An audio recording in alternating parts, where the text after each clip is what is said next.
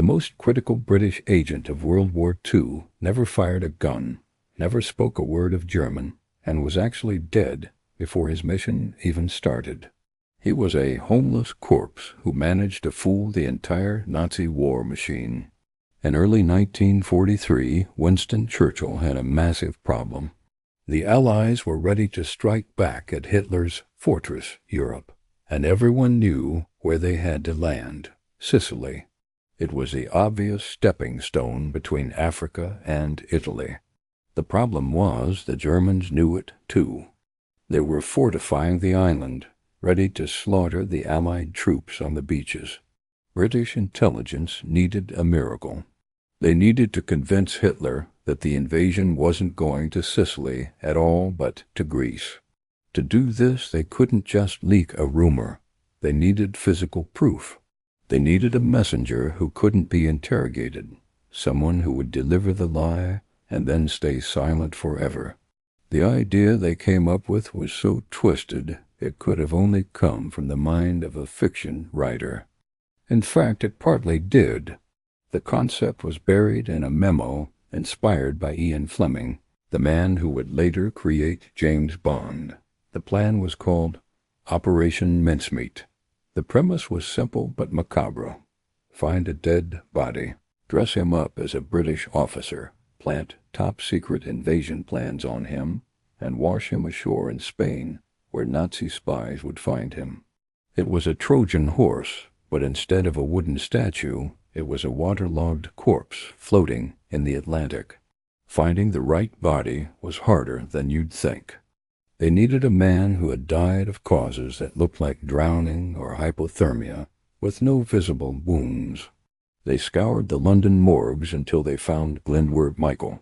He was a homeless Welsh laborer, a man who had lived a hard, lonely life and died after ingesting rat poison. In life he had been invisible to society, a man with no money and no friends. In death, British intelligence decided he was going to be a hero. They put his body on ice and began the painstaking process of turning this poor, forgotten soul into Major William Martin. To fool the German Abwehr military intelligence, a uniform wasn't enough. The spies knew that real people carried trash in their pockets. Ewan Montague and Charles Chumley, the masterminds of the operation, spent weeks inventing a life for Major Martin. They decided he was a Royal Marine. He was slightly careless, a bit of a romantic, and he liked to live the good life. They didn't just write a biography. They lived it for him. They wore his uniform to give it the right amount of wear and tear, rubbing the fabric against surfaces to make it look lived in. They made sure he didn't look like a prop, but like a man who had just stepped off a train. Every soldier has someone waiting for him back home, so they gave Major Martin a fiancée named Pam. They used a photo of a clerk from the MI5 office to be Pam, but they went deeper. They wrote passionate love letters from Pam to Martin and tucked them into his pocket. The letters were masterpieces of fiction, filled with mundane details about daily life, wedding plans, and longing. They wanted the German officer who opened that wallet to feel like he was invading a private life, to make him feel the emotional weight of the man he was robbing. This emotional connection was the key to bypassing their skepticism. This is where the genius of the operation really shines, the pocket litter. They filled his pockets with the debris of a real existence. There were ticket stubs from a London theater show, dated just a few days before his departure. There was a receipt for a diamond engagement ring for Pam, implying he had just proposed before he died. There was even a stern letter from his bank manager about an overdraft of £79, painting him as a man who was bad with money. These weren't clues about the war. They were clues about his humanity. They made him real. Once the man was created, they had to plant the lie. They couldn't just give him a map marked, "We are attacking Greece." That would be too obvious. Instead, they wrote a personal letter from a high-ranking general to a commander in North Africa. In the letter, A general casually cracked a joke about sardines, hinting that the target was Sardinia and Greece, not Sicily.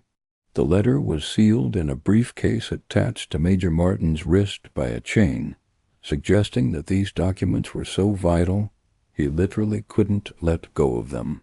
It was the perfect bait. Now came the delivery. They couldn't just drop him out of a plane.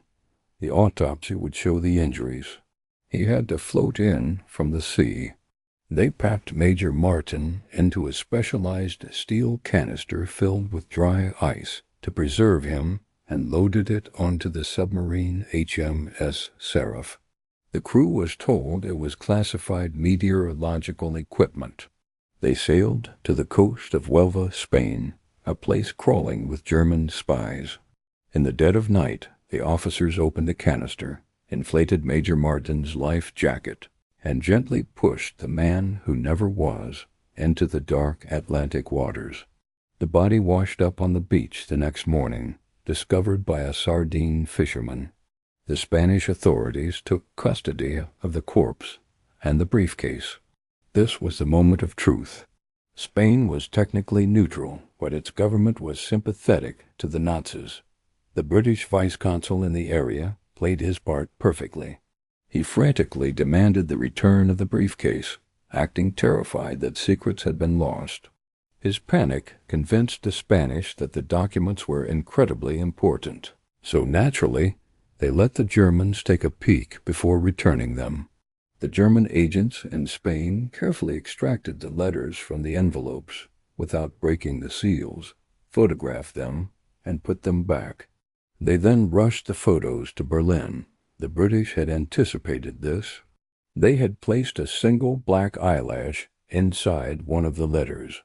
When the briefcase was finally returned to London, the eyelash was missing. The British analysts knew the Germans had read the mail. The trap had been sprung. The information went all the way up the chain of command to the desk of Adolf Hitler himself. Hitler didn't just believe the documents. He swallowed the lie whole. The pocket litter, the love letters, the ring receipt, the debt had done their job. He saw Major Martin as a real, careless British officer who had died in a tragic accident. Convinced that the Allies were targeting Greece and Sardinia, Hitler ordered massive troop redeployments. He moved panzer divisions away from Sicily. He even sent Rommel to Greece. He stripped the actual target of its defenses because a dead homeless man told him to. On July 9, 1943, the Allied Armada launched the invasion of Sicily. The soldiers braced themselves for a bloodbath, expecting the beaches to be heavily defended. Instead, they faced significantly lighter resistance than anticipated. The German defenders were looking the wrong way, waiting for an attack in Greece that would never come. The deception saved thousands of American and British lives on that first day alone. Winston Churchill received a telegram that simply read, "Mincemeat swallowed rod, line and sinker." Major William Martin was buried in a cemetery in Huelva with full military honors. The British even arranged for a wreath to be sent from his grieving fiancée, Pam, just to keep up the charade in case German spies were watching the funeral. For decades, the grave was tended to, the resting place of a war hero who never existed. It wasn't until the 1990s that the British government finally revealed the true identity of the man in the grave. The tombstone was updated to include his real name, Glyndwr Michael. In the end, Hitler wasn't defeated by a new tank or a secret bomb. He was defeated by a story. He was fooled by a theater ticket, a bill for a diamond ring, and a love letter from a girl who didn't exist. It proves that in the grand, chaotic theater of war, the human element, even a fake one, is the most powerful weapon of all. The man who never was didn't just fool the Nazis. He reminded us that sometimes the most effective way to hide a secret is to dress it up in a uniform and let it float right to the enemy's front door.